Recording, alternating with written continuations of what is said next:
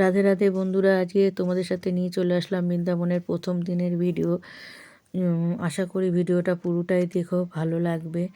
আমরা ভোরবেলা সবাই স্নান করে বেরিয়ে গেছি মন্দির দর্শন করে, আর এটা যমুনা নদী থেকে আমরা উঠে গেছি নৌকা করে চলে যাব আর একটা মন্দির দর্শন করতে। আর এইখানে নৌকার মধ্যে সব ছোট ছোট বাচ্চারা পাখির খাবার বিক্রি করছে, তারপর ওখানকার মহিলারাও খাবার বিক্রি করছে। পাখিকে এক ধরনের শুকনো খাবার আর জলের মাছের জন্য বল বল মতন এক ধরনের খাবার বিক্রি করছে। দুটো খাবারের দাম 20 টাকা।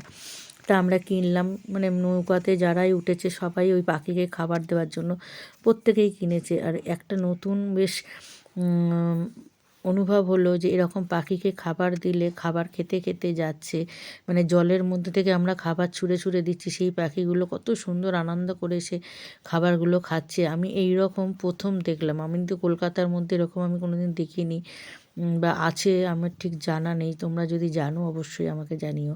আর এটা বৃন্দাবন যমুনা নদীর উপরে। এত ভালো লাগছিল, পাখিগুলোকে ডেকে ডেকে সবাই আমরা খাবার দিচ্ছি, আর কি সুন্দর আসছে, আর পাখিগুলো মুখে করে খাবার নিয়ে খেয়ে যাচ্ছে।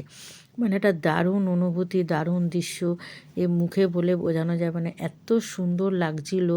মানে মনটা বৃন্দাবনে গিয়ে মনটা এত ভালো হয়ে গেছে এরকম অপূর্ব দৃশ্য দেখে। কখন যে নদী পার হয়ে আমরা নৌকা ডাঙায় চলে এসছে বুঝতে পারিনি। তারপর ওখান থেকে বেরিয়ে এসে আমরা আবার একটা মন্দিরে ঢুকে গেছি। এই মন্দিরটাও খুব সুন্দর ছিল, অপূর্ব ছিল, কিন্তু মন্দিরের ভিডিওটা পুরোটা নিতে পারিনি। আবার এই মন্দিরটা দেখার পর আবার একটা মন্দিরে চলে গেছি। এখানে সব ঠাকুরগুলোকে দেখানো নিষেধ ছিল, তাই আমরা নিচে এসে একটু নিজেদের ভিডিও করে তোমাদেরকে দেখাচ্ছি। তারপরে ওই মন্দির দর্শন করার পর আবার আর একটা মন্দিরে চলে গেছি। ওখানে এত মন্দির দেখেছি তো মন্দিরগুলোর নাম ঠিক আমি মনে করতে পারছি না। তারপরে এই মন্দিরে বিশাল বড় শিবলিঙ্গ আছে, ওখানে আমরা সবাই মিলে একটু শিবলিঙ্গেতে জল ঢাললাম।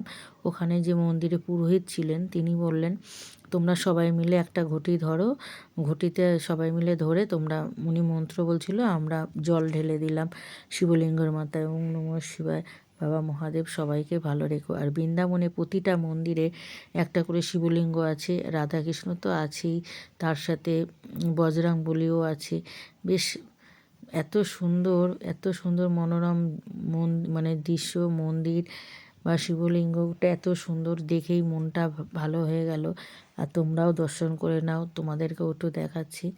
আর যদি ভিডিওটা ভালো লেগে থাকে অবশ্যই একটা লাইক কমেন্ট করো। সবাই রাধে রাধে।